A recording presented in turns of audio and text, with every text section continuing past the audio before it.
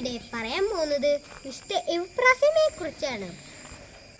August 29 ആഗോള തിരുസഭയുടെ അൾത്താരകളിൽ പ്രതിഷ്ഠിതയായി വിശ്വാസ സമൂഹത്തിനായി മാധ്യസ്ഥം യാചിക്കുന്ന പുണ്യവതി വിശുദ്ധ എവ്പ്രാസ്യമ്മയുടെ തിരുനാൾ ദിനം.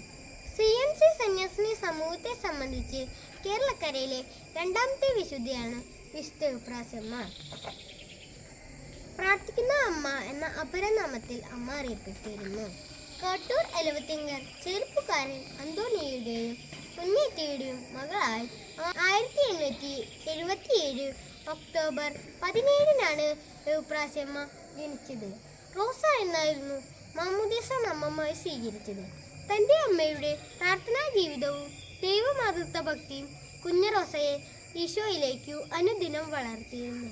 അങ്ങനെ 1898 ഈശോ തൻ്റെ മണവാട്ടിയായി സ്വീകരിച്ചു. നീണ്ട 75 വർഷം ഈശോയെ തൻ്റെ ജീവിതം മുഴുവൻ ഈശോയ്ക്ക് സമർപ്പിച്ച അമ്മ സക്രാരിയുടെ കാവൽക്കാരി എന്നും അറിയപ്പെട്ടിരുന്നു.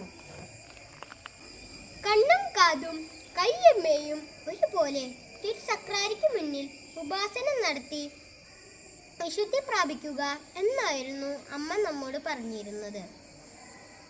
സ്നേഹയോഗ്യനായ യേശുവേ, മാധുര്യമേറുന്ന യേശുവേ, എൻ്റെ ഹൃദയം അങ്ങേക്ക് മാത്രം കത്തിയെരിയുന്ന ഒരു ദീപമായിരിക്കട്ടെ എന്ന് അമ്മ പറഞ്ഞതുപോലെ നമ്മുടെ ഹൃദയവും ഈശോയ്ക്ക് വേണ്ടി കത്തി പ്രകാശിക്കട്ടെ എന്ന് പറഞ്ഞുകൊണ്ട് ഞാൻ നിർത്തുന്നു. ജയ് ക്രൈസ്റ്റ്.